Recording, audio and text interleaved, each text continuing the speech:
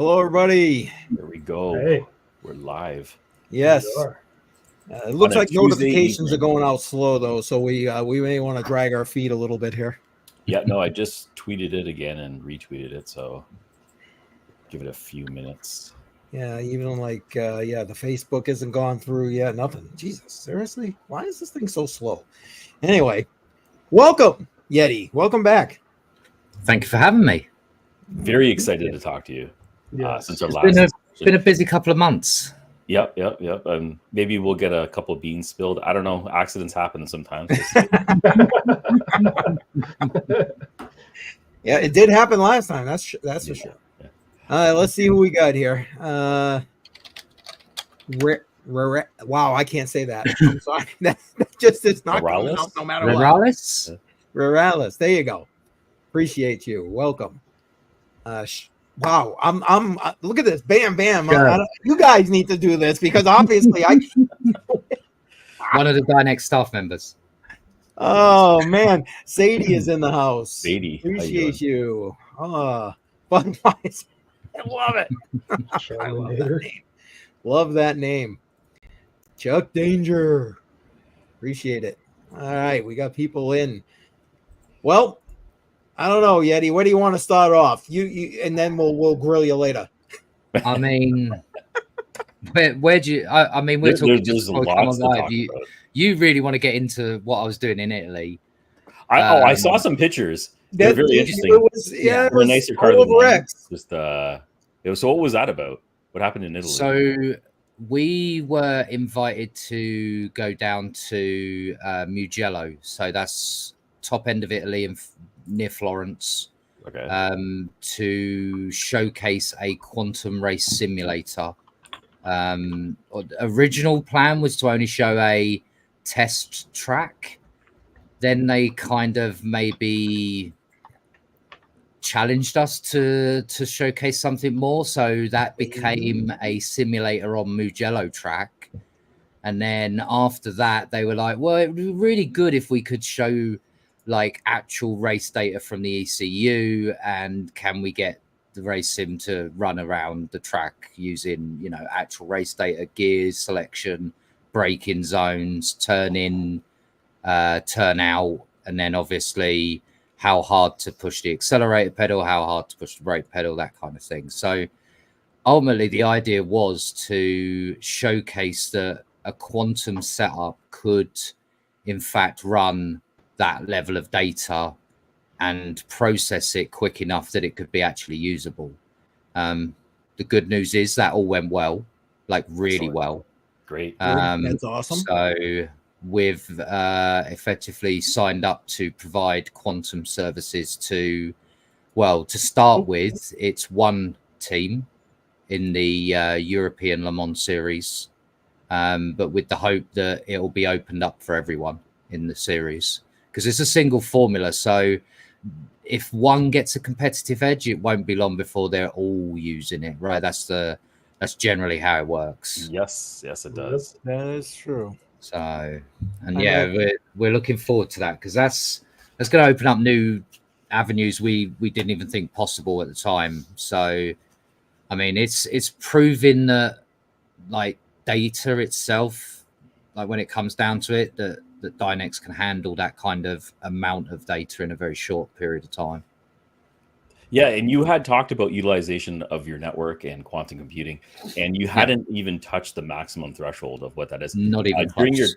I was about to ask you during your testing right now, has that even been touched or no, not even close. It's just not even close. Right. I think it was like been no experiments 1.6 or 1.7% total usage at the time. Wow. So yeah, it wasn't a huge amount. Which is good.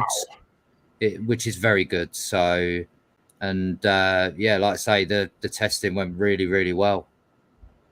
That's excellent. So, have you increased your inventory of GPUs and users jumping onto them? So obviously we've seen a bit with the market being the way it is at the moment. We've seen a little downturn on the number of GPUs we've got on the network. Yeah, wasn't to be unexpected when miners obviously work within profit margins.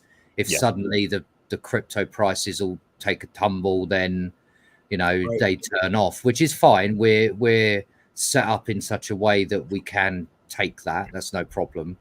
I think we're hovering around 60 to 70,000 GPUs at the moment.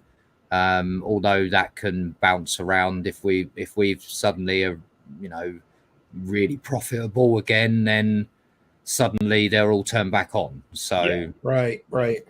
But we've got some announcements on the 14th coming that will, shall we say, cover ourselves for that eventuality as well. So if there's going to be some new contingency plans around, what if suddenly we were at like 80% and we had a mass disconnect for whatever reason, might have a big miner who's doing some maintenance.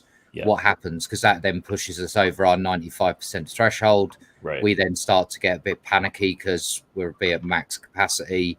We're actually signing some deals to make sure that doesn't happen. Okay. Awesome. So those will all be announced on the 14th. So those things are going to be part of our economic rework of Dynex that's coming for the 14th. Okay. I had a question to kind of. Oh, go ahead. I was just going to ask, how are those announcements planning on being made? Are you doing it on X? We'll be doing a full-blown YouTube presentation, Nice. and then there is also a 2-hour AMA right after in our Discord. We're going to invite everyone to come and have a chat, good, bad, indifferent. We're gonna sit down with all of our community and answer all their questions. So I've asked for other staff members to also drop in. So in that 2-hour window, we're going to have Sumi drop in. We're going to have the devs drop in, our marketing team, our sales team. They'll all be in and out as part of that AMA. So hopefully it'll allow the community a chance to ask some of those questions that they've been waiting for and to get those answers. Sounds like it's going to be huge. Sorry, Jar, I didn't mean to cut you off, but jump right in. I don't even know if I should be touching on this, but you had briefly mentioned educational institutions as a possible partnership. I just wanted to see if that had progressed at all. Yeah. Is that actually progressed a little bit further than we maybe expected it to have already. Yeah. There's some big parts to the announcement that will cover that. But yes, the contracts with the academia is now pretty much set. It really is going to be a new kind of opportunity for us as well as part of academia. It's not every day that blockchain or any kind of blockchain service gets that kind of overview in academia at the moment. We're just starting to see some of the very first sort of crypto orientated courses start popping up. Yeah. Now we want to see if, we can take that one step further and not only do the blockchain side, but also, cover off our quantum side. So it's something that we're very much looking forward to. 14th we'll go over even more of that, what that means going forward, what that means for obviously Dynex as a whole, because academia doesn't technically cover the crypto side, but indirectly it will do, because it's going to bring usage on the network, obviously, right? Where students are effectively learning how to do Dynex on chain, and therefore the usage is going to jump considerably. So we're doing some test runs now. We're making sure, anything that we're going to teach going forward is correct. It's easy enough to understand and everything like that. So there's a little bit of work still to be done with that. There's some definite, having to do a lot of paperwork. I don't think I've ever done so much writing in all my life. But it'll be well worth it. It's definitely going to be well worth it. Yeah. And I'm just guessing boundaries are going to get crossed. Just by the way the structure is. Blend the lines between, the blockchain and the quantum option and what universities and colleges and schooling could potentially offer. Just getting accessibility to quantum in that level of education is just such a huge thing because it's so expensive. Just to rent. Absolutely. I mean, get access to quantum is crazy. Like I was recently doing some benchmarking for Dynex on an actual physical quantum. The bill was extreme. Yeah. But especially when there's only a few players in the market, they can basically charge what they want, right? So that's the other part. Yeah, that's the other thing, right? Probably the only one really close to us that's actually doing pretty well for themselves is D-Wave right now. Yep. Because they do simulated annealing much like we do. We actually directly interoperable with D-Wave. So what we've learned from doing tests with D-Wave is only to a certain degree, right? Then you need to take it to full-blown physical quantum, and even that's not really relatable, right? Because they're still locked at just over 1,000 qubits. Okay. And that's a huge problem, right? We'll actually be covering off this exact topic on the 14th about how quantum going mainstream is such a hard sell at the moment for a lot of companies, right? Due to costs, overhead, training, not just training for using it, but actually training for developing on it as well. It's a lot. Right. And that's why ultimately we positioned ourselves to be that option of breaking that barrier. Yeah. And you also had talked about last time about you had talked about having resources available for people that are looking at developing into quantum. And we're in the process of building out our documentation even further. That's something that's on the cards right now. Yeah. That will go over in depth, and we'll learn some of this with the academia stuff, right? Because we're gonna learn what people's misconceptions around quantum are going to be.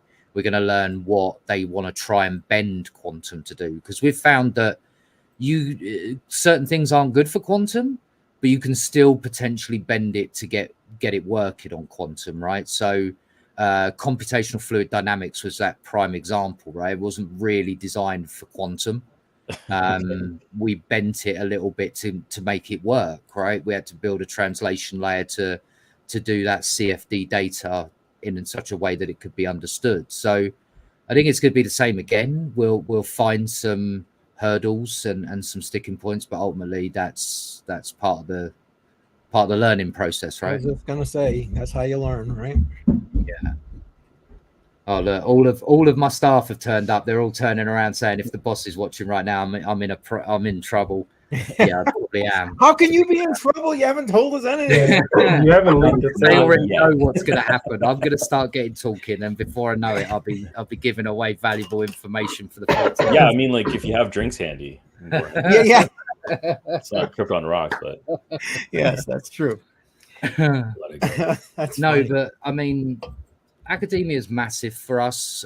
Breaking into that area is huge. It sounds enormous, and like globally, it just sounds like just that one section alone just seems to be like you're not wrong. Like academia is something that I don't think many companies, let alone anyone in blockchain, has really ever tried to break into like that. So it'd be really interesting to see where we can take that. And that's just the tip of the iceberg of what's happened in the last couple of months. Like there's been a lot ongoing. Obviously, we've got new partnerships. We'll be announcing who those are on the 14th. But there are a couple of new options that we've got coming. Obviously, Biconomy announced a couple of weeks ago that a couple of weeks ago now that they will be listing Dynex.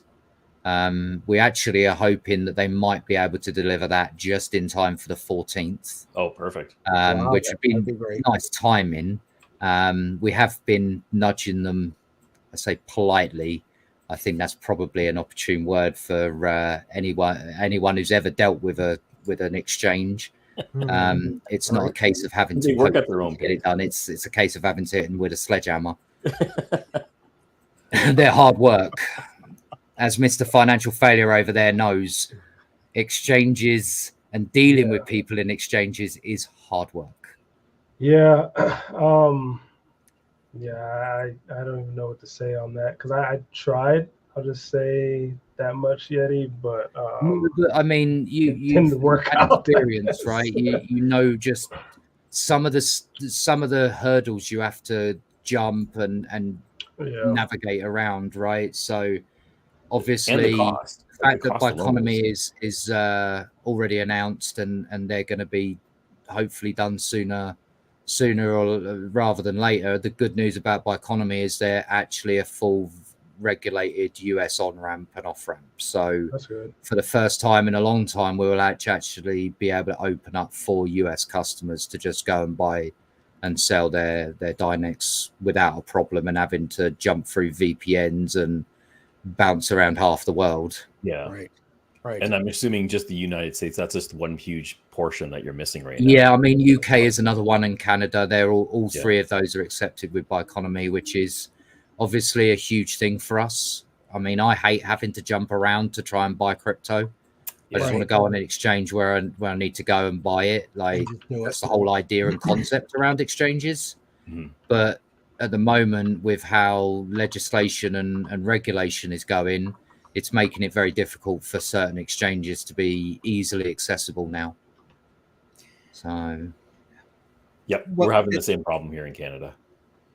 You know, you mentioned regulation. Yeah. Can you speak to that a little bit, like you guys' thought process as you move forward with regard to regulation? I mean, I can definitely actually, given that for the last 3 weeks, all I've been doing is the paperwork for compliance documents. So, you know, like we're currently in the process of going for certain accreditations. Anyone who's ever done business in that kind of industry would kind of understand what accreditations we're probably already going for. But we're also going one step further, right? We've got to make sure that we're compliant with MiCA in Europe. That's a big thing, right? So that's how the management of digital assets in Europe. I suspect that down the road, the US will probably have something similar to MiCA. It's only probably a matter of time. The UK's already pretty much adopted most of MiCA already.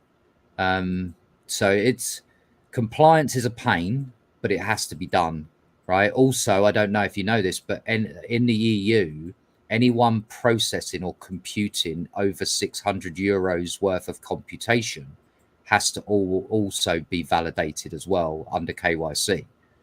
So there's that as well, right? That's another thing that we've got to figure out and compliance wise, right? We've got our KYC supplier. We're already doing that now. But, you know, that was something else that most people didn't realize we had to do. Then you've got HIPAA for any medical data in the States.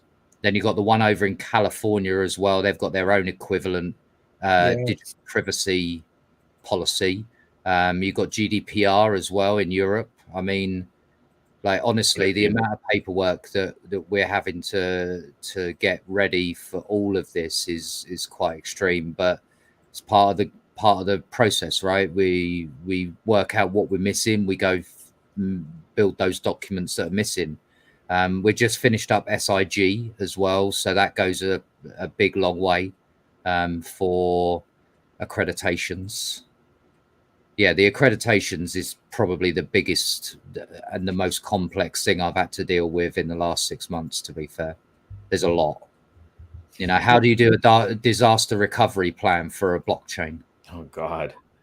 Is that even possible? Like, it's so complex. We've figured out a way to get creative with it, but yes, it's just about possible. Okay. To have a disaster recovery on a blockchain. It's not easy because obviously if the chain moves on, we have to do something about that, right? How do we store a backup of all the immutable data? So we do take a regular backup of our blockchain data from one of our nodes just in case. And ultimately we have a procedure now, and we've tested that procedure of how fast we can have that resynced back to the network on our master nodes that we've got. We've expanded our master nodes as well to be centralized and decentralized now. That's a big thank you to our partners Okta. So they're going to be hosting a couple of our big seed nodes that will benefit us immensely. But ultimately, we just have to take backups and store those backups safe and securely. Who did you say your partner was? Octaspace. Oh, Oh, Octa. Okay. Yeah. I thought you meant the other Octa. No, Octaspace. Okay, Octaspace, right. With this regulation, I mean, does it seem like it's kind of forcing you to be more centralized? I wouldn't say that it is considered like pushing us into a corner. It's just that it's forcing us to have to think a little bit outside the box about how we word things, how we describe things, right? Like we have to describe a little bit more in detail what our network is and how our network works for that to be compliant enough. So it does take a little bit of creative thinking, but we're working on that. We have some great lawyers as well, to be fair. So yeah, I had a 2.5 hour long lawyer meeting this morning. That was a very dry meeting. Yeah. And a very expensive one at that. I was about to say they're yeah.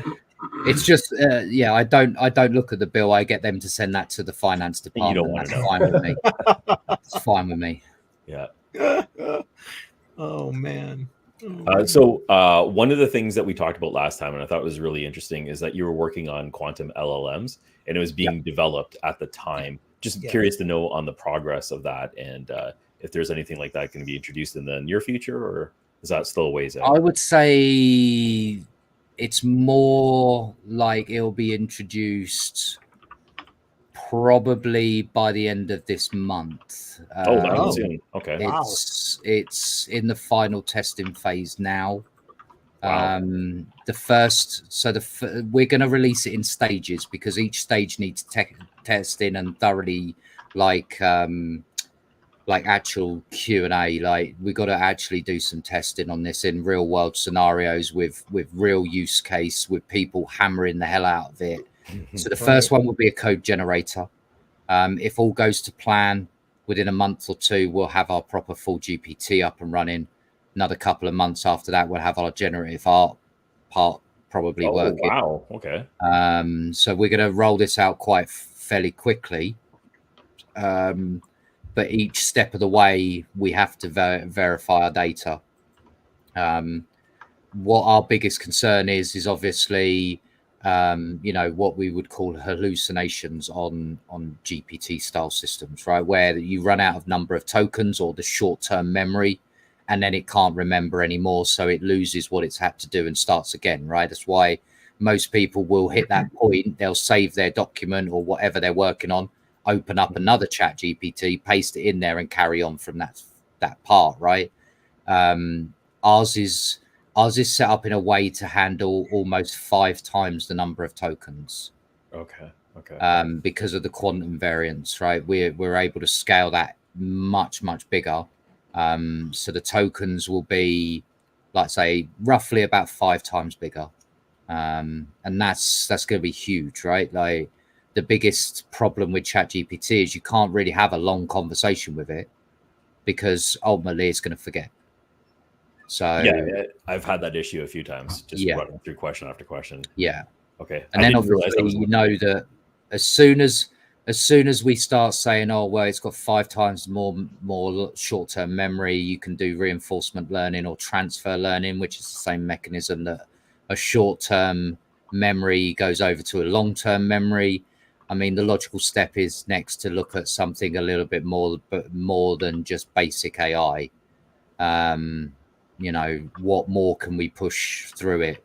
And that's going to be a topic that we're going to cover on the 14th about where we're going to take that. I hate using the term AI because it's too general. Yeah. But taking that AI process and turning it really up to like where could we potentially push it towards an AGI kind of scenario where eventually it gets to enough mass and computation that it could actually start doing that kind of AGI type talking, where you could, you know, be having a conversation like we are now and it actually be able to do it. I don't know if how about this? I'll make a promise to you guys now. The moment we crack AGI, we'll bring it on. We'll bring it on the channel for you. How's that? I'd love that. That's you can us. actually have a You're the crap out conversation of me. with it. There you go. Right. AI is already scary enough, and I like that you're looking at different ways to differentiate Dynex from the competition. There's a lot of AI doesn't scare me nearly as much as what we announced a few months ago, where we partnered with a robotics company. Okay. That scares me a lot more. That scares me a lot more. Yeah, the two together. A quantum-powered robot that can think for itself. I'm getting Terminator vibes. Yeah, Terminator vibes, exactly. Yeah. So obviously that's something that we've got to obviously consider as well, right? That's why we have our ethics committee, to make sure that companies aren't abusing the use of the service or people. Right. Last thing we want is people going, you know, breaking encryptions and stuff like that for fun. I was actually gonna bring that up because you were talking about breaking SHA-256 before, and you had I think they were called fingerprints or signatures that you had to detect it, and you could detect it in less than a second. But I was wondering, how frequently are you seeing attempts like that? And we maybe see 1 or 2 flags a week for something. So now that doesn't necessarily mean that it's bad, right? It just means that it's triggered one of our verification phases, where we go, hang on a minute, that's got very similar attributes to something else we've seen. We better make sure that it's okay, and we go and speak to the client. Right now, it might be that, you know, one of the examples I can give you is that, you know, we had somebody doing some research on an encryption methodology that they wanted to build themselves, their own encryption, but it triggered the same process failure as somebody trying to break encryption, right? Because ultimately the process is still the same. Right. So of course, when we figured out that they were building an encryption methodology, that was fine. So what we did was we actually opened up our 2 digital fingerprints. We found where the difference was, and we modified the code so it will allow theirs always through. Right. Refine. But there's the odd time where things get completely barred. We've seen somebody have a go at. We saw one flag for an RSA attempt a couple of months ago.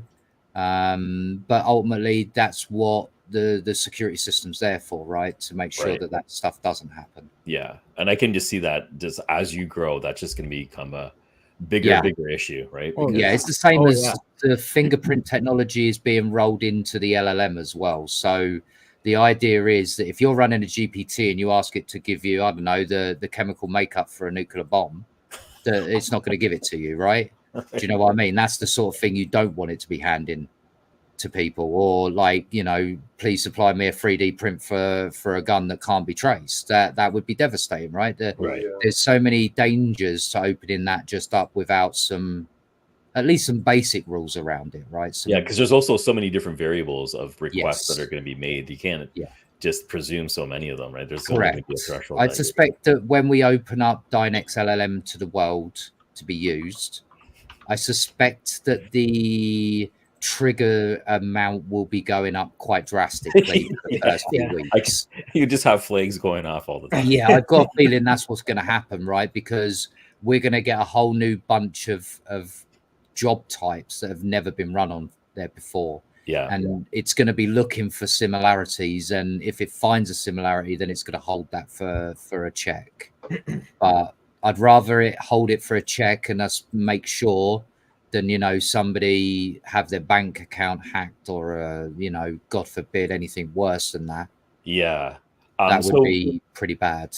Do you have like a special group or a set of staff that are continuously monitoring? It's actually part of one of our compliance documents. Is for who manages those kind of problems, right? So ultimately, it goes off to the ethics committee, but we have to have a rapid response team that deals with it. The rapid response team is a mix of myself, Ivan, who's our head of development, And then 2 of our founders are also part of that rapid response team, and 2 more other developers as well. So between us, we cover pretty much every time zone. So ideally, there should always be 1 person available at any one time. Okay. Gotcha. Yeah, Gotcha. because that can only get more difficult as you open this up to everybody else on the internet. Right? Yeah, I mean that's the big scary bit, right? We open this up to the world, which we've got to do because otherwise, Right. you know, what's the point in putting in this much effort, right? When we saw what happened to ChatGPT, it had to get shut down numerous times just to get everything back in order, right? So correct. So we don't want it to the point where we get, you know, regulators on our doorstep. I said it to Financial Failure when I saw him in Miami. You know, last thing we want is 3-letter agency people turning up on doorsteps. Right. Yeah. That's not good. That's not a good look. No.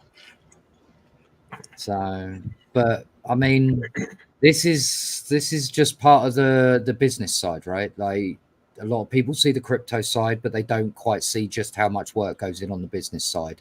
It's just as much work, if not more, on the business side, because the compliance factor. No government at the moment has rules around how a business with a blockchain would work. They have rules around crypto companies, but they've never come across many companies that then go and build a blockchain for themselves and build a blockchain for a specific purpose like that. Yeah, and the policies from country to country are always different. There's not like a universal set of policies that you have to comply with. It's just every single region. Like you mentioned, the US has one, and then California has their own, and they're within the US. So, right. Yeah, absolutely. But I mean, I know that you guys had some questions around, you know, obviously Italy. Was there any other questions that you guys had for around what we talked about last time? Because I know that you said that there was a few extra questions that you wanted to. Yeah, I think John rapid fired them at you there for a second. Yeah, I had most of them. You had talked about the Enigma Fund. There was a recent strategic partnership that you had started up with, and it was supposed to open up some doors. I'm just curious if any new partnerships or relationships were developed out of that, or is that an October 14th thing, and I shouldn't be talking about it at all? I'm so going to get in trouble. Okay, so I'll just leave it. No. We don't want to get you in trouble. So Enigma was just part of the overall process, right? So there is one more that will be announced that has partnered with us that's going to facilitate some pretty heavy doors being opened, some doors that we've been struggling to open. We're going to be very open and honest about that. You know, we've talked about a number of times about how some doors are literally you can't open them unless you know somebody in that business lineup, right? Yes. And therefore we need those people on board with us to help open those doors. Enigma Fund opened up a whole bunch of doors that we have now been, you know, taking full use of. They're a great team over there, by the way, fantastic team. And then this new other one that were announced on the 14th has been opening doors on the other side of that equation, right? So I'm pretty sure people are going to be able to easily read between the lines on this, but yeah, they're opening doors more on the crypto side than the business side. Enigma was more for business side and opening business avenues. This one is more for opening doors for the crypto side. So, and they're all on board. When I say they're all on board, like their entire staff are all on board. I've spoke to literally 3/4 of their entire staff now. Okay. So that's everyone on board with them. So, you know, from marketing to fund management to, you know, being able to attack which companies we want to attack and get to the right people, right? Me and FF over there, we talked about this a number of times, right? Just opening certain doors for any sort of smaller crypto projects, right, is really difficult. Yeah. And then when there's a proper business beside that, it gets a little convoluted and a little difficult. But we're slowly getting there. And that's what this economic remodel on the 14th is all about, right? Explaining where some of the sticking points have been, what we're doing to get around those problems and get past those problems permanently. And ultimately who is coming on board as a partnership or advisors to actually help us with those problems as well. So it's a big bit of news, and it should please a lot of people to see that we're realizing, you know, we've got to deal with this sooner rather than later. You got a question in the house here. Have you solved the coherence problem? Ooh. I'm not even sure what problem that is. I don't know what coherence is. So if I'm getting what I think I'm hearing, right? So we're probably talking about things like ion drift. We're talking about things like quantum error correcting, and so forth, right? So with current quantum machines, they are kind of problematic to noise, to temperature fluctuations, you name it, right? Generates error issues all over the place. So it's why you can't run a physical quantum for you know, stupidly long. You know, because it's just going to boil off all of your you know, either liquid nitrogen or liquid helium. Right? Okay. Most of the two big ones that cool down most options. For what we do, and I'm going to get really close to what we're going to announce on the 14th here, so I'm going to have to be choice with my words. But we have on our network a certain way of being able to do error correcting, right? Because obviously we need to do our own version of error correcting because of the network disconnects, right? So Miner is on our network. They disconnect halfway through a computational job. It's no different than quantum error correcting, right? It's our own spin on it. Okay. Because we use a neuromorphic approach, quantum errors are actually lower than physics-based quantum. So obviously there's a couple of different methods around quantum. We took a biology-inspired approach. Physical quantum is based on physics.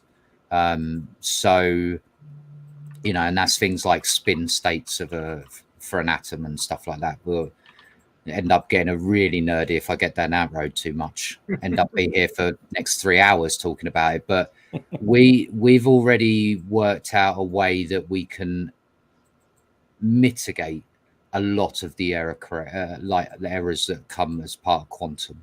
Mainly because we don't have to super chill it. It's not temperature reliant, like standard quantum. And then there's a few new things we'll announce on the 14th that come around that as well, because we've got some new news around quantum error correcting.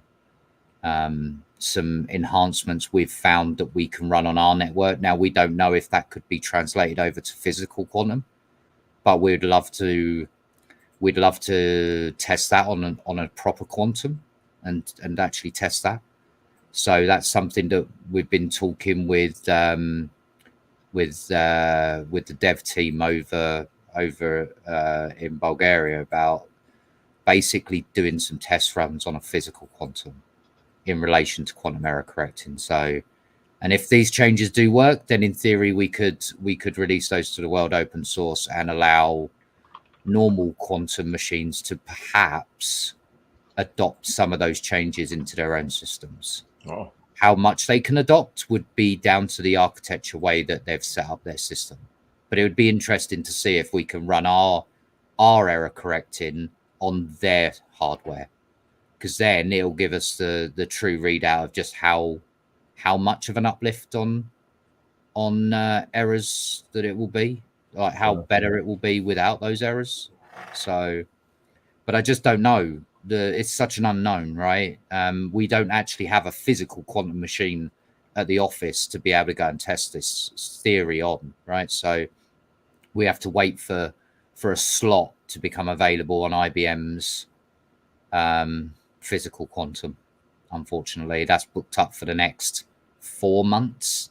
Okay, we got a waiting list there. So yeah, we can't get on it at all. We've been on the waiting list for nearly 3 weeks now. Wow. So that's another thing that is the reason why the big uptake is not happening with quantum, because the time for you to wait before you've already got access to it, like that's so long in a development phase to wait 3 to 4 months to get access to it.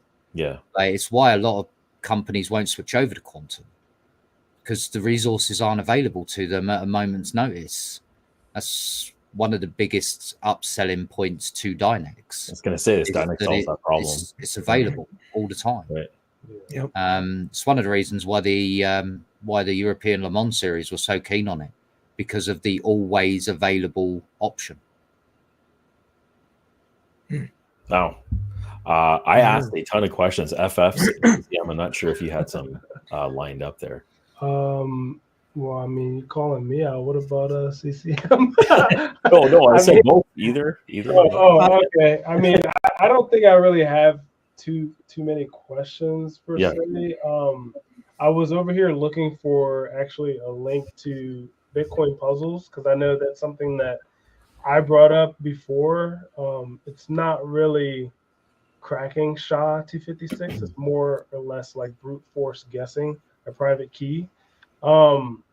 And I know last time I had brought it up in sort of a malicious manner, but I think I've corrected myself now. And I'm wondering, could I use Dynex to solve puzzles like that? It's a good question. Puzzles. It's actually a question I've been asked before as well. I think that the problem is that we open the door for one type of scenario. We technically open the door for all types of scenarios, and that's the really dangerous thing, right? I mean, I know everyone wants me to just showcase me breaking SHA-256, right? I know for a fact that is ultimately what everyone wants to do. But I mean, had we been doing this, I don't know, 15 years ago, maybe I wouldn't be so worried about doing it, right? But yeah, things have changed. As you get older and a little bit wiser, you get a little bit smarter around doing dumb stuff like that. Yeah. You know, there's also implications there, right? We go showcase that we break to SHA-256, great. We've just basically upset every single crypto miner. We've upset governments. We've upset businesses.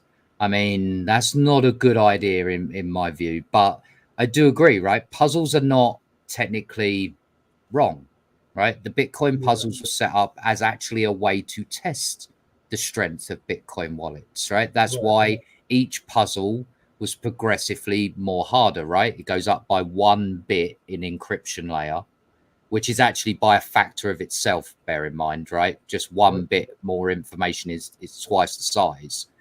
But they were originally set up for penetration testing, right? To test the waters on how secure it needs to be.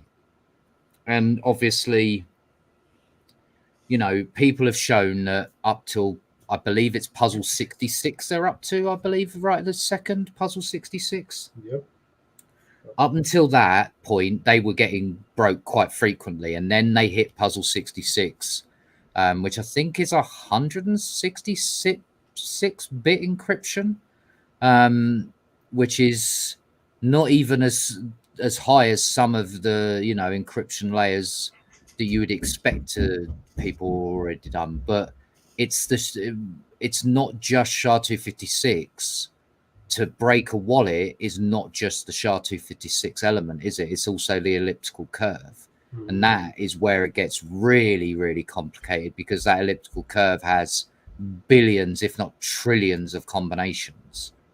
So, you know, you would need something pretty powerful to go through the elliptical curve, something like a quantum machine, right? Right. That's what I'm asking. And I mean, people want me to release the white paper, right? I mean, I could. Yeah. I'm not sure I want to yet about doing a white paper on just how ill-equipped SHA-256 is for quantum. I had a good chat with quantum resistant ledger, another project, right?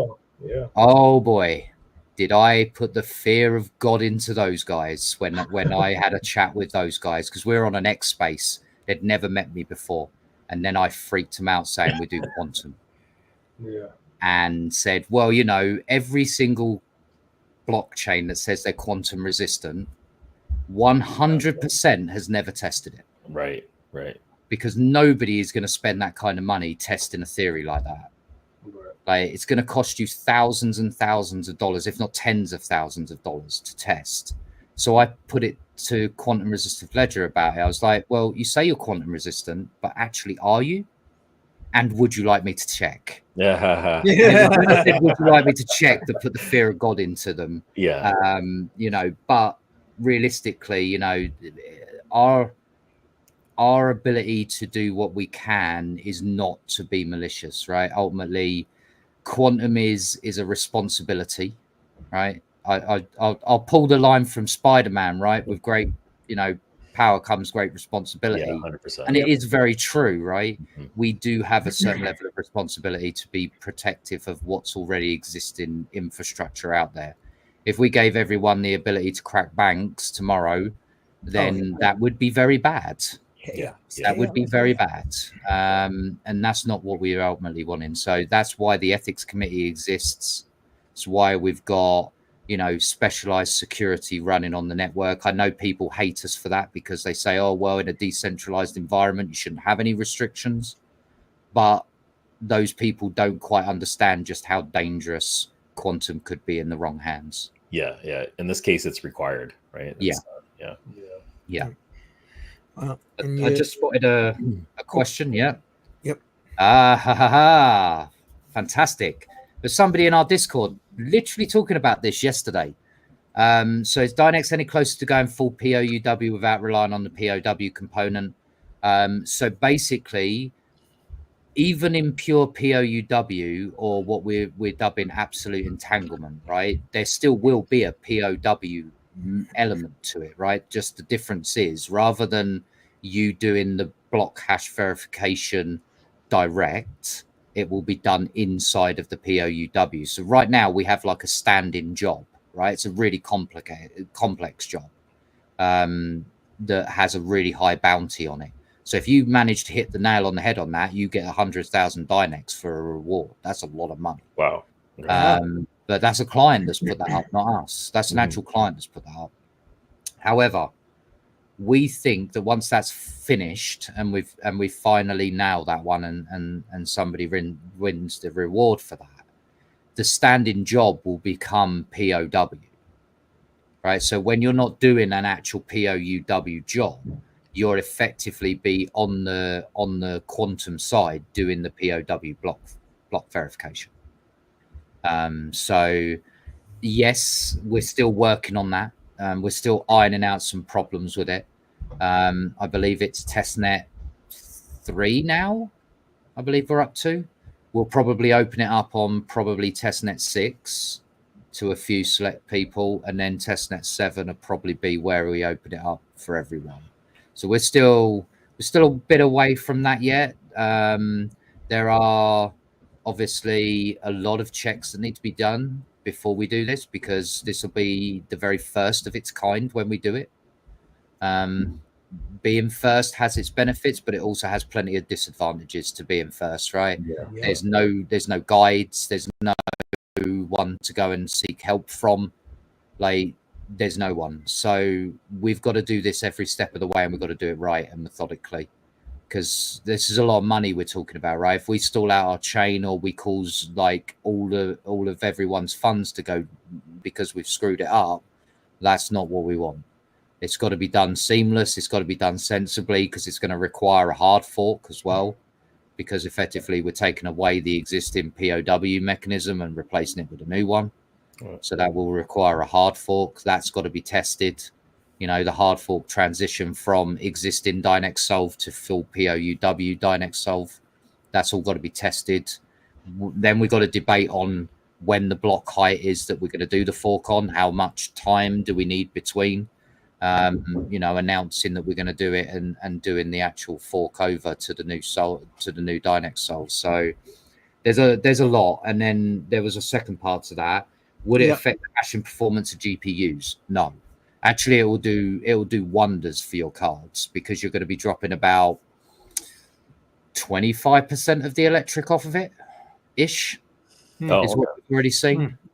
Older cards get the really big benefit because the power consumption drops off massively. I haven't seen an RX 570 8 gig run at 65 watts at the wall for a long while. What's the minimum for GPUs that you can support? So minimum is about 40 watts on an A2000. Ranging all the way up to around 185 on a 3090. So yeah, I haven't actually tested any of the 40 series. I didn't bother buying any, unfortunately. I might have to though now, given that we're going to have to do some proper heavy benchmarking, and that's going to be something that is going to be be needed. Your Explorer also shows the amount of GPUs and the different GPUs that were available, right? So you can kind of cross. Rude puts is saying an RX 470. Haven't tested one, but we do know that our platform will support everything from a 4 gig card onwards. So it's still available to people, even if they don't have huge amounts of money available to them, and they still want to get in on that. That's the whole idea, right? That's the whole idea of making sure that we weren't using a DAG size similar to Ethereum, where you effectively get rid of the old cards as they get older. They can still be useful, even in some small part, right? Which then means the barrier to entry from the crypto side is also lower. We're not only lowering the barrier for the quantum side for the clients, but it's also the barrier for obviously everything else. So you open up the door to a wider audience for sure. Exactly. I mean, there's a couple of other things as well. Actually, I completely forgot about it. We announced that we're going to be sponsoring an event in March. If any of you guys are over in Europe, please feel free to let me know in around March, or if you're free to come over to Europe in March. We're going to be doing a rather big event. Not only am I speaking at the event, our co-founder Daniela is also going to be speaking up on stage. We're actually sponsoring the event. No, it's Web3 Global in Amsterdam. Amsterdam, okay. Yeah. Right. Nice. Yeah. So that's something new, right? That's something that's coming as part. Well, I mean, we've already announced that we're doing Web3 Global, but that's part of that whole economic remodel around what we're doing, right? That doesn't just mean from a business aspect. It's in Amsterdam, Rude. It's right next to Ajax Football Club, if anyone knows what that is. Or soccer for you Americans over there. It's football. Football, it is. Yeah. But no, the plan is, if all goes to plan, and the robot is delivered on time. Now, obviously, that's dependent on the manufacturer themselves, but we may have it at the event. Wow. We may have it at the event. That would be huge. That would be nice. Yeah. And then bring it up on stage when I'm talking. Well, that's the general idea. Interact with it. We might just sit down for a conversation. I'll watch remotely just in case. Yeah, that'll be an interesting conversation. But yeah, I mean, so for us, like, me and FF met over in Miami. Obviously, we've recently done a couple of other events as well in New York. Danny flew over there 2 days before I went to Italy, and then she flew directly from New York to Italy to do the presentation with me and European Le Mans. Wow. So she put in some hours that week, I tell you. Yeah. The promoting cycle is huge, right? It's just constantly on the road. Yeah, your air miles must be through the roof. So they're gonna get there. They're gonna get there. They got me going to oh god, I'm gonna get in trouble again. Dubai at the end of the month. Yeah. Dubai at the end of the month. Japan the month after that. I get Christmas off, and then I believe I've got a couple of trips to Austria booked, Amsterdam, and another trip to Dubai.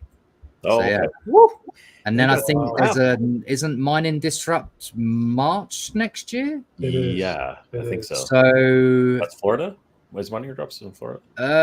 I hope so, because I do not want to do America in the cold again. Last year, the beginning of this year was brutal. I was in New York City in January when it was like -7 Celsius. It was freezing cold.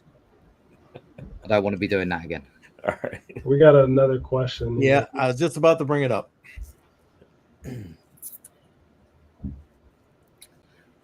Right. It's a good question. It's actually a very good question. Again, some other people have been asking the exact same questions recently. So will there be any retail customer dApps apart from Dynex GPT that will be published, and would they run on Dynex blockchain or layer 2? Right. So there's two parts to that question. First is, will there be more dApps than just Dynex GPT? Yes. I'm already developing one. So for those who don't know, I run Yeti Audits. It's a blockchain and software auditing tool that is actually going to be completely powered by Dynex going forward for scanning. Obviously, we've got Dynex GPT. But there is a couple of other ones that clients are working on right now. One of them is a trading optimization platform. So you'll be able to fit in all your stocks and shares and have it give you portfolio optimization. Wow. And then the second part of that will they run on blockchain or layer 2. So it'll be directly on the native blockchain. And the reason is that we don't currently support layer 2. We have no real need for layer 2 on Dynex, because the whole concept of our dApps will be that's what our partnership with Octaspace is going to help with. They're going to provide decentralized infrastructure for those dApps to run on. The portfolio manager that you're talking about, is that also trading for you as well, or is that it could. The demonstration that I've got that's possibly able to be shown off very soon is more on taking data and optimizing a buy and sell markers. Okay. Right. But could it trade for you if you coded it? Absolutely. Wow. 100% it could. That opens up a whole other door. Yes. Yeah. I think that, for the first person who gives it a try to actually trying to write a full trade solution that's powered by Quantum, it's going to destroy everyone running bots out there. Absolutely destroy them. Yeah. Which would be quite fun to see, right? Watching a Quantum bot absolutely destroy all these traders that have spent hours setting up their own bots. This thing's going to just absolutely annihilate them. But the test beds of the stocks and share portfolio optimization stuff shows real promise. Like we don't want to develop it out to a full-blown platform. That's not our intention. It's to just showcase like what it could do if you spent the time to develop one. Because ultimately Dynex is just a toolbox, right? We're not in the business of building applications to a certain degree. Dynex GPT is probably the one alternative to the rules, shall we call it? Like that's that's because that's kind of like a promotional tool as well. Well, it's also to showcase how flexible the LLM models are, right? We're actually building a translation layer that should allow you to take any existing model and just train it on Dynex. That opens up everything: generative art, generative music, ChatGPT style bots, and everything. So it's really going to be a busy next 6 months, I would say, for us. Or at least it's going to be busy for me, because I'm going to be doing a lot of flying and a lot of conversations with people and a lot of actual like up on stage talking about Dynex. It's one of the parts of the economic rework is that us being at speaking events and being up on stage talking about Dynex is going to be a must. So yeah, full globe. I've already filled up half a passport already. That's a serious task to do. Yeah, we just crossed an hour. I don't know if there's more questions. So you can go ahead and put them in the chat. Feel free. Button if you're watching. I only sleep 4 hours a day, man. Don't worry. I don't know how you do it. All right. Well, like I said to you, I've been doing living on 4 hours for years, right? My dad was the same, fun enough. He used to sleep 4 hours. So I just think that it's probably something to do with the fact that, for most of my life, I've worked on computers in one form or another. So, a developer's lifestyle is not for everyone. That's a lot of hours in front of a computer screen. Right. It's a lot of hours in front of a computer screen. And there's a few people I know in the chat that they'll understand that. They'll definitely understand that. See, exactly. Sadie understands it. Generally, there's a couple of cans of Red Bull in the fridge at all times, ready to go. I drink way too much tea as well. That's another byproduct of look, I've even upgraded the cup now, so this is actually like proper Yeti cup. Yeah, there you go. There it is. Yeah. Yeah, it's nice. So, but I mean, if you guys have got any more questions, feel free to ask them. I had just a couple more. Sure, go for it. Yeah, you were talking about a relationship with Keystone for hardware wallets. Is that I'm assuming that's complete? I haven't actually checked that. We have some other key. We have some actually. I can probably say this because this isn't even in the slideshow for the presentation, so I won't get in trouble for this. Okay, all right. But I signed off on 2 new wallet integrations. So that's with software-based wallets, and we've got 3 hardware wallet integrations currently in the process of being dealt with now. Okay. So, I'm just hoping Tangem might be one of those. Tangem is the shall we say the frustrating one. Oh, really? Okay. Wow. Right. Really? Yeah. I assumed that they wouldn't be.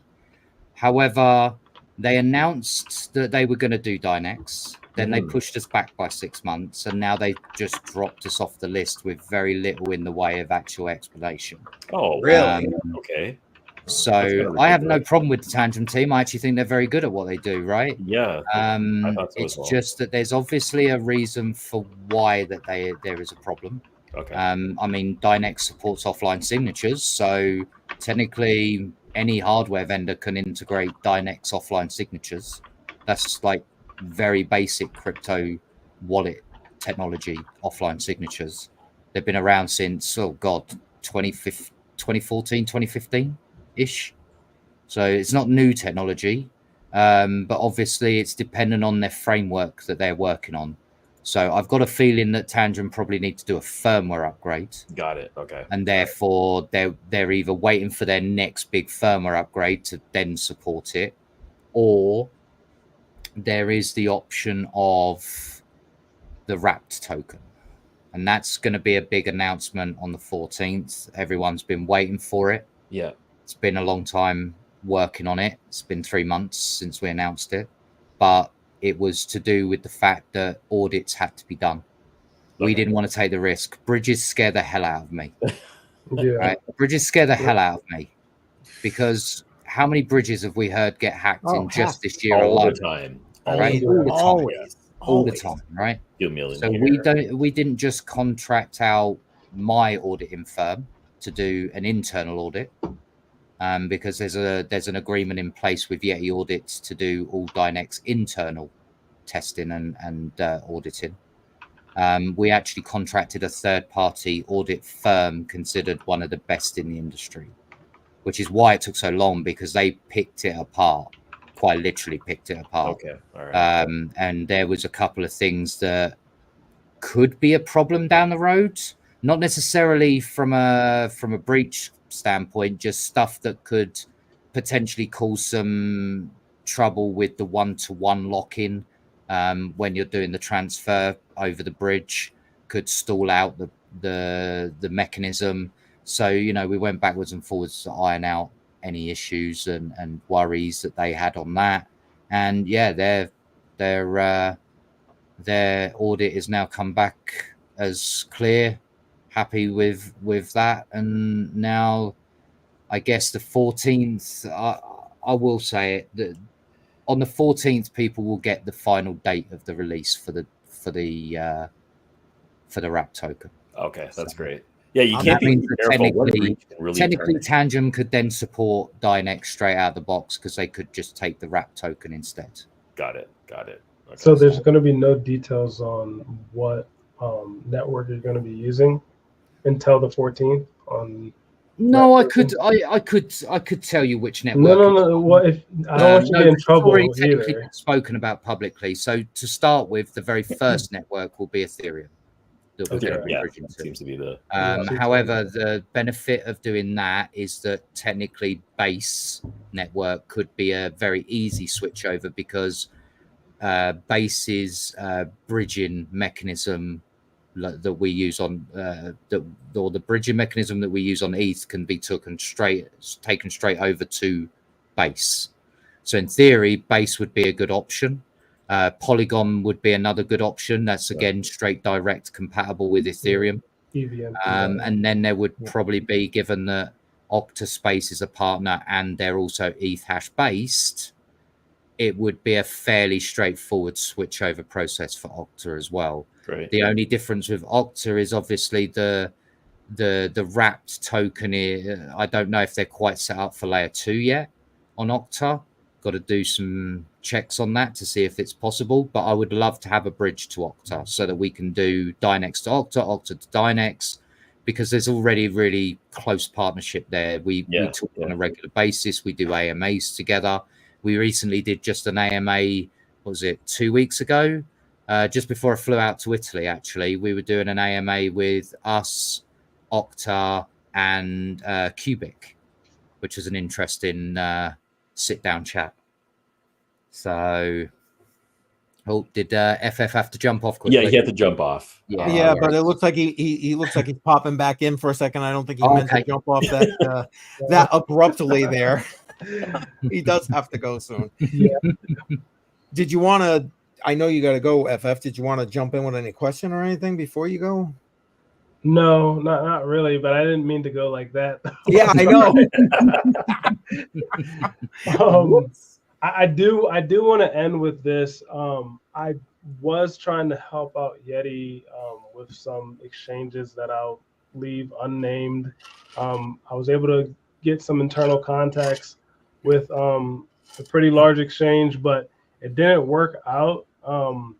And what I want to say is, if there's anybody who works on that side, the exchange side of crypto, watching this right now, please give a chance to these smaller cryptos, these smaller projects, because like looking into like something like Casper, right? They were so big in like my Casper contacts. They were like, oh, let's get Casper onboarded, all this, like give us all your contacts for Casper, because I was talking to Casper people, blah, blah, blah. I know this is a Dynex conversation. But when I was in Miami, and this certain exchange was so hyped on them, but Casper didn't care about them. Where as a Dynex was like almost the other way. Yeah.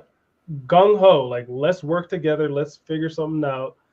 And I feel like if you are in an exchange and you are watching this right now, please open your mind a little bit, because some of those higher cap coins, those people don't really give a crap about you.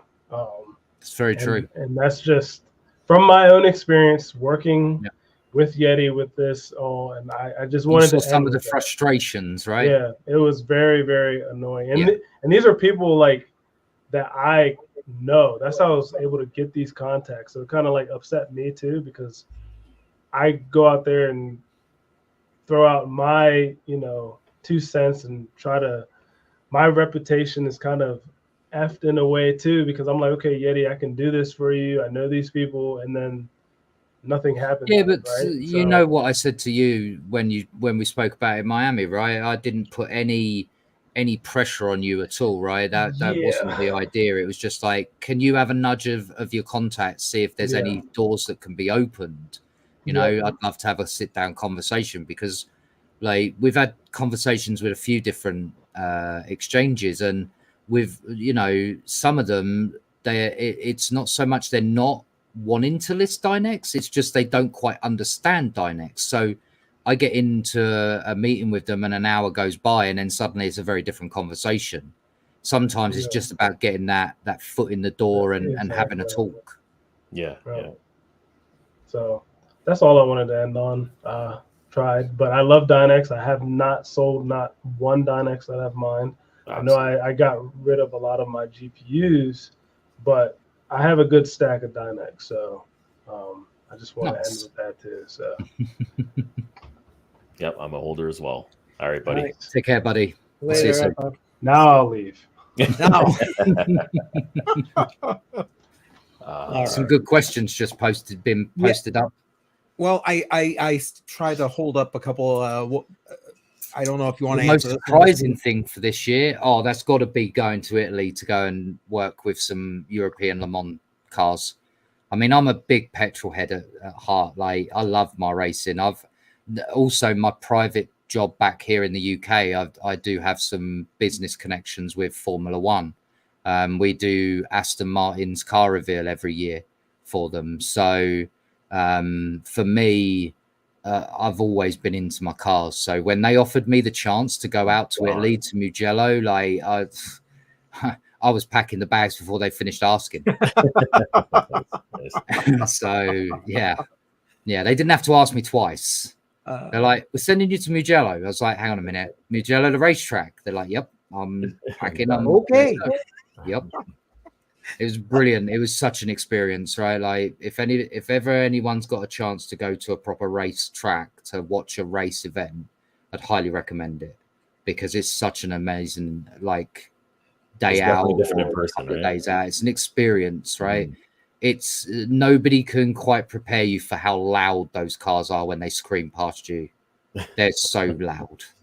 I came back, I couldn't hear a thing for like 2 days. It's great, and I still loved every minute of it. So it's got to be amazing in person. It's got to be. Oh yeah, got to be so loud. So loud. I was going to ask about the military, but we'll let you jump in right here. Maybe you can't talk about it, and that's okay. No. I can actually answer this. Okay. So our ultimate position has been not to be political. We certainly don't want to allow certain countries to utilize Dynex because of how they have been with certain technologies. So, for example, countries that might want to use CFD, right? So what could CFD be used for, right? Other than just cars and wind tunnel effects for planes, cars and buildings. Well, technically you can use CFD to map out a gun, right? Bullet trajectories, how much the blowback would be, all that kind of thing. Inertia coming out the gun, kickback, all of that. But it could also be used for an ICBM. Yep. That's scary, right? To develop an ICBM. So there is things that we have to be careful with. However, we did talk to some contacts who are from, this is going to get me in trouble, but So we spoke to some contacts at DARPA, right? Now, problem is DARPA is military and government funded, right? Both sides of the equation. They're both military and government funded. However, DARPA also do some crazy stuff that's not anything to do with military, right? They were the first guys to really crack the internet in general, right? The ARPANET. Right. And it came from DARPA. The prelude to actually the internet itself. So we understand that there are going to be exemptions to those rules around us not wanting to get involved with governments or militaries. But there's still going to be, regardless of who they are, they'll still be subject to the ethics integrity check, regardless. No company or military or any government of any kind will have the ability to bypass our ethics committee. No one. It's hard coded into the system. It can't be bypassed. I was just going to ask, how are you going to be able to it's hard coded. Okay. So nobody gets past it. Not me, not the big boss man. Even our co-founders are subject to ethical integrity checks. All staff are. Anyone who runs on the network is effectively subject to that check. So, well, I got to say, I like hearing that. I'm just saying. Yeah, it's important to us that we have some ethical integrity around this, right? Like, otherwise, it means that going forward, things like decentralized compute will have issues if people don't have the integrity. They'll clamp down on it really hard, and that'll be game over for everyone. The benefit for us is that we'll be proving that we can get compliant. It's just that we have to get creative with some of the wording, right? Because distributed network is kind of okay to use. Blockchain is not from the business like documentation, right? So we've found that there are certain words we have to use other than blockchain and crypto. Can I ask, is that because of regulatory constraints or lack thereof? Correct. So certain countries in Europe, if we put in the word blockchain, they wouldn't even be able to touch us as a company. Wow. But distributed network, though, and suddenly it all goes away. It's fine. Yeah, it's the same thing, but same thing. Same thing, just different words. So yeah, it's not ideal. So yeah, but another one that I've reached out to recently that we're waiting to hear back from is a couple of space companies. Nice. So one is a small sat rocket company. I won't say the country they're based out of, otherwise that's going to pinpoint them down very quickly, because they are one of the very few in that country, if not the only one in that country, actually, I think, come to think of it now. So yeah, I can't really say which country. And the other one is we're leveraging one of our business associates contacts to try and get us a conversation with NASA about some possible work with JPL, because obviously JPL use Quantum Now. I don't know if you know this. Jet Propulsion Laboratory actually use Quantum Now for insertion trajectories for when you're coming back from orbit. That's all done on a quantum machine. Oh, is it? Okay. Yeah. Wow. Yeah, they do all those calculations on a quantum machine right now. JPL does it. So I would love to have a conversation with those guys, because, you know, NASA has a very tight budget. If you look at how much they had as a budget when they went to the moon, say, right, in the 60s, their budget was huge. Yeah.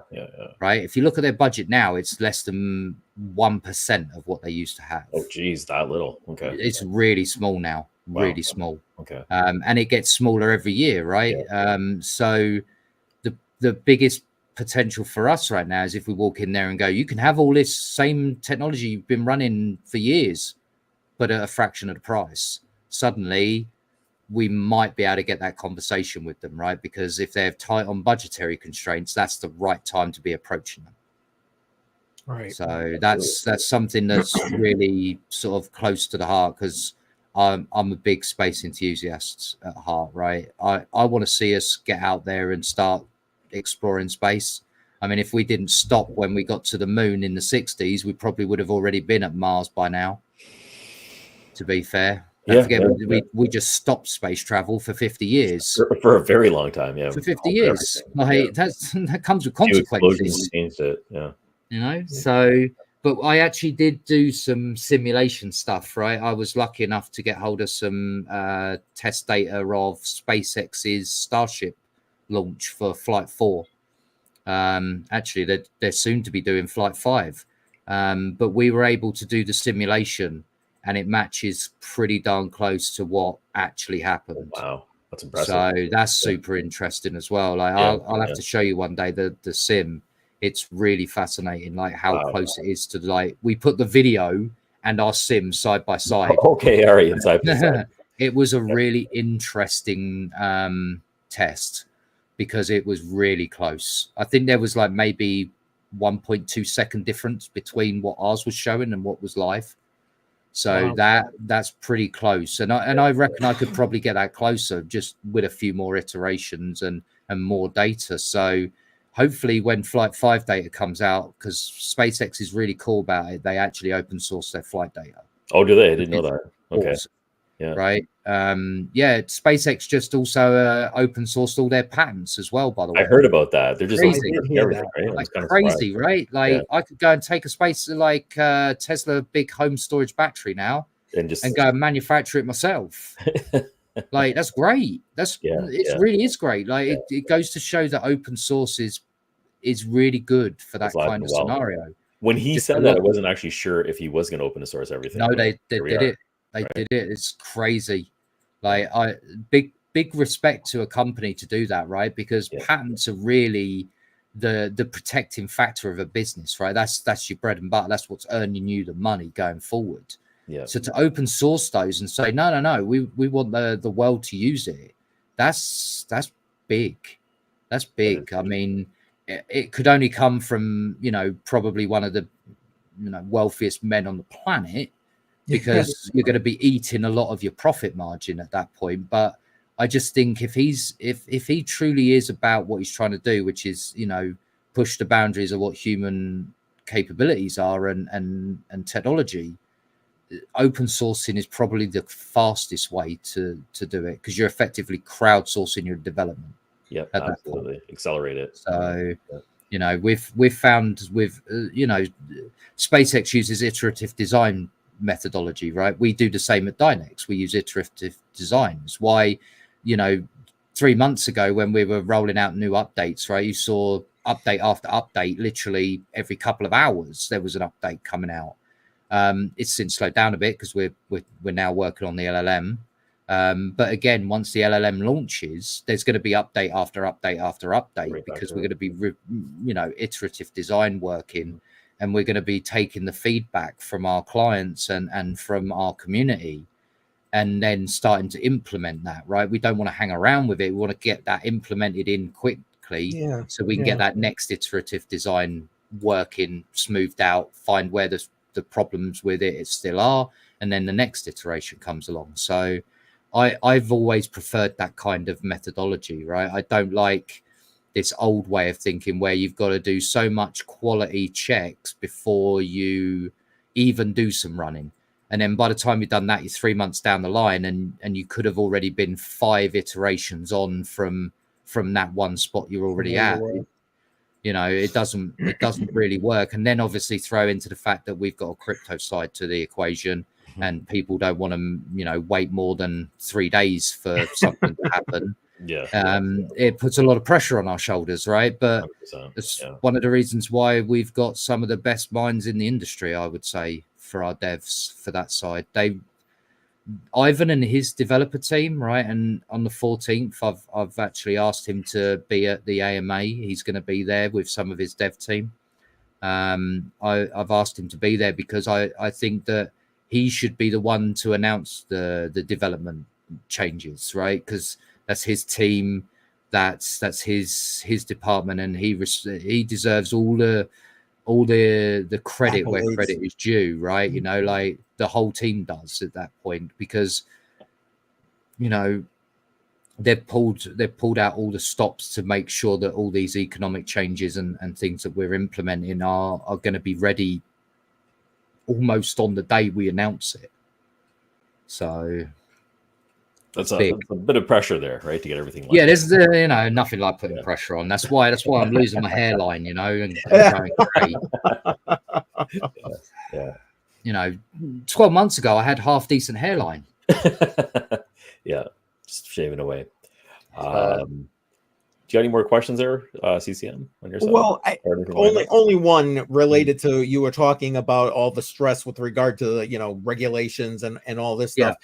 Where do you see yourself falling as this expands, on the business side of everything, or on the play with the quantum computer side of everything?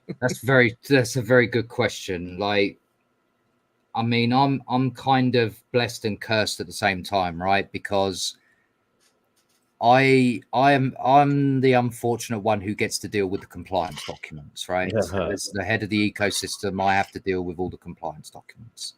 That's the unfortunate part of my job, right? That's the business aspect of it. But getting to play with quantum PCs every day of the week is awesome. Like, quite honestly, like, for me, I'm a big tech nerd, right? Big tech nerd. So to get to play around with that kind of technology in an environment that, is infinitely scalable is so new that it's taken a lot of time to explain that to people, right? Dynex has infinite scalability, whereas a physical quantum just doesn't. Because once you build it, you can't scale it anymore. It's locked. Mm-hmm. Like, you got to basically scrap it and build a new one. Another one. We don't have to do that. We just add more GPUs. Yeah, a very interesting way to build it out. Or maybe something else. Okay. Okay. All right. That sounds like a future interview. Yeah. That's definitely a 14th job. That's definitely a 14th job. I'm gonna be quiet now before I end up. Yeah. But yeah, you can imagine that the 14th is a big one for us, right? We're really gonna push what is a business with a blockchain and a crypto business, to the point where realistically we're just a business with a service attached to it. We don't want it to be looked at as, it's a distributed network or it's a blockchain or anything like that. We're effectively quantum as a service at that point. Quantum as a service. Okay. Wow. Yeah. I like hearing that, quantum as a service. So we have big news coming up on Monday. That's Monday, right? October 14th. That's Thanksgiving in Canada. See, Sherm knows, because Sherm staff, so he knows what's coming on the 14th. He knows how much I have already been stressed out about this. Like, this is big, because I'm sure I'm not going to please everyone, right? Yeah. Not going to please everyone. And I suspect I'm going to be dealing with some rather upset people, I'm sure, that don't quite see the big picture. But that's what the AMA is there for, right? Like, so that we can get it all off our chest, we can have a conversation, and we'll explain it in a way that makes it easy for everyone. Sure. I'm looking forward to that. I can't wait. Feel free to drop by. Is that going to be broadcasted on YouTube? Is that where you're? We're going to try doing a complete simulcast, right? So that's Discord, Telegram, and YouTube all at the same time. Discord, Telegram, and this. So it's going to be an interesting one. Would the main place be your Discord? Is that where we want people? Yeah, that's where all of it will be hosted from. Okay. But we'll restream it to YouTube. I might try and get it on X if it'll stay stable enough for long enough. Because X's service sometimes can be a little hit and miss. I find that in a lot of spaces that I'm in. Like, sometimes you just spend 10 minutes trying to get in the room. So if we can do X, we'll do X as well. But we're going to basically position a moderator running the stream on each different method, with the idea of funneling those questions from that platform. So if, say, Sherm was on doing our YouTube and restreaming our YouTube, then he would take the questions off the YouTube and funnel onto us. or we've got, like somebody like Rabarul on our Telegram. They're going to funnel all the questions from Telegram. So, and we're going to try and do it on all of our Telegrams, by the way. That's going to be really tricky as well, because we've got like 6 of them. Wow. Yeah. So, yeah, it's going to be a bit of a task, but we feel that the only way to really do this justice is try and get it on everything we have access to. Absolutely. Reach as many people as you can. Yeah, that's great. Exactly. Fantastic stuff. October 14th. That's coming up real soon. Oh, yeah. Yes. Very soon now. Yeah. I know, right? It's like a few days. Yeah. 5 days away now. Oh. Well, 6 days for you guys. You're on the other side of the pond, so I'm already next day. Okay. Oh, it's got to be late for you. Anyways, we should wrap this up. It's already been an hour and a half. I didn't realize. Yeah, that's all right.